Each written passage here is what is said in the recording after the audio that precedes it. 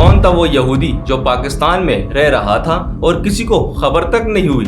میں ہوں گلریز خان۔ اس ویڈیو کو شروع کرتے ہیں اور آپ کو بتاتے ہیں کہ کون تھا وہ یہودی۔ کیا آپ جانتے ہیں کہ پاکستان میں رہنے والا پہلا شخص دراصل ہنگری کا یہودی تھا؟ لیوپولڈ ویس 20ویں صدی کے آغاز میں آسٹریا ہنگری کی سلطنت میں ربیوں کے خاندان میں پیدا ہوئے۔ انہوں نے ایک یہودی اسکول میں تعلیم حاصل کی جہاں انہوں نے عبرانی سیکھی اور یہودی مذہب کا مطالعہ کیا۔ 14 سال کی عمر میں انہیں یہودی عقیدے اور خدا کے منتخب کردہ لوگ ہونے پر اس کو شکوک اور شبہات ہونے لگے۔ آخرکار وہ اسکول سے بھاگ گیا اور ایک جھوٹے نام سے آسٹریا کی فوج میں شامل ہو گیا اور اس کے فوراً بعد اس کے والد نے اسے ڈھونڈ کر ویانا واپس بھیجنے میں کامیاب ہو گئے۔ لیکن لیوپولڈ اپنی تعلیم سے ناخوش تھا اور اس نے فیصلہ کیا کہ وہ کبھی واپس نہیں آئے گا۔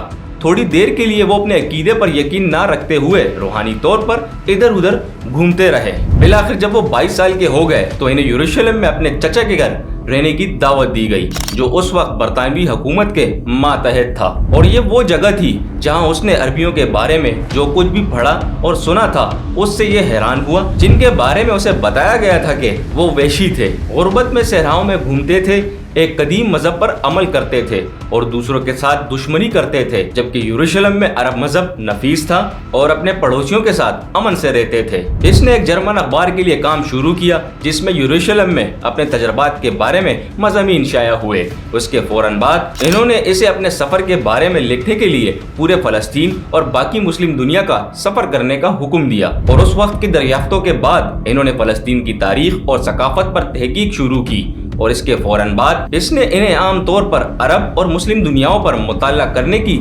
ترغیب دی۔ ایک نئی دنیا وجود میں آئی۔ اس نے دیکھا کہ اسلام کی پوری تاریخ عرب کے ایک صحرا میں ایک بیچ کے طور پر شروع ہوئی تھی جس نے اسپین سے لے کر ہندوستان تک، چین تک ایسی تہذیب کو پروان چڑھایا اور پھیلایا جس کے بارے میں اس نے کبھی نہیں سنا تھا۔ اس سے پہلے وہ اسلام اور مسلم دنیا کی دولت اور تناؤ دیکھ کر حیران رہ گئے تھے، لیکن وہ یہ دیکھ کر گھبرا گئے کہ وہ کیا بن گئے ہیں۔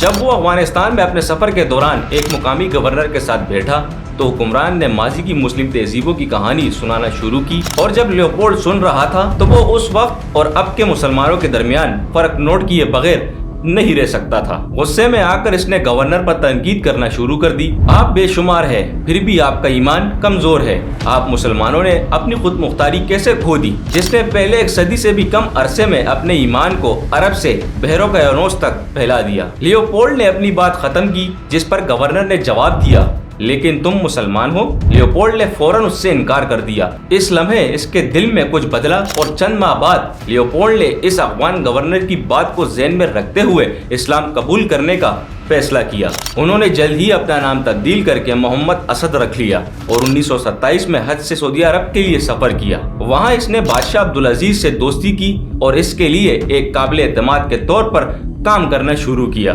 جیسے جیسے وقت بدلتے گئے مسلم سیاست کے بارے میں مزید سیکھتے گئے۔ انہوں نے شمالی افریقہ کا سفر کیا، مسلمانوں کو سامراجی طاقتوں سے آزادی حاصل کرنے میں مدد کے لیے جو کچھ بھی کر سکتے تھے انہوں نے کر دکھایا۔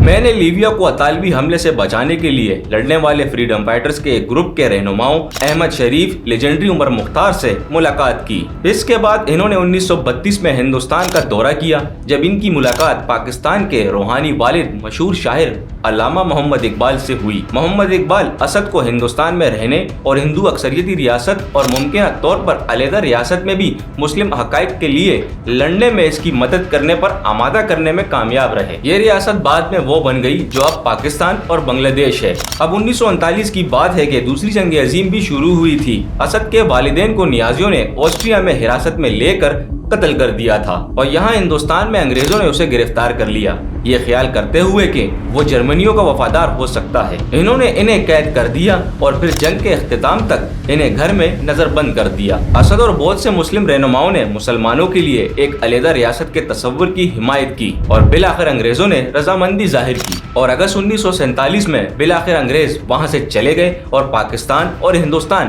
اب باضابطہ طور پر آزاد اور الگ الگ ممالک تھے۔ پاکستان के लिए इनकी हिमायत के एतराफ़ में मोहम्मद असद को नए मुल्क पाकिस्तान की तरफ से पहले ही मुकम्मल शहरियत से नवाजा गया। असद ने पाकिस्तान के पहले आइन का मसूदा तैयार करने में मदद की और इन्होंने दीगर मुस्लिम रियासतों के खास तौर पर मशरिकी वस्ता के साथ ताल्लुकात अस्तूर करने पर काम शुरू किया और इनकी सऊदी अरब में शाही खानदान के साथ गहरे ताल्लुकात थे, इसलिए इन्हें पहले सिफारती मिशन पर अरब सल्तनत भेजा गया, जहां हुकूमत ने पहले पाकिस्तानी पासपोर्ट छापकर इन्हें जारी किया और आखिरकार 1952 में असद को अक़वाम मुत्तहिदा में पाकिस्तान का सफीर मुकर्रर किया गया। इसने लिखने पर तवज्जो मरकूज करने के लिए सियासत छोड़ दी, लेकिन इसने सियासत के इस्लामी नजरियात पर बहुत सी किताबें लिखी और अंग्रेजी में कुरान सही अल बुखारी के तर्जुमे करने में वक्त गुजारा और इन्हें पाकिस्तान में मुस्तकबिल के हुक्मरानों ने सियासत में वापसी पर मदऊ किया था। इन्होंने 1992 में इंतकाल तक अपनी किताबों के साथ अपने घर में ही रहने को तरजीह दी। किसने सोचा होगा कि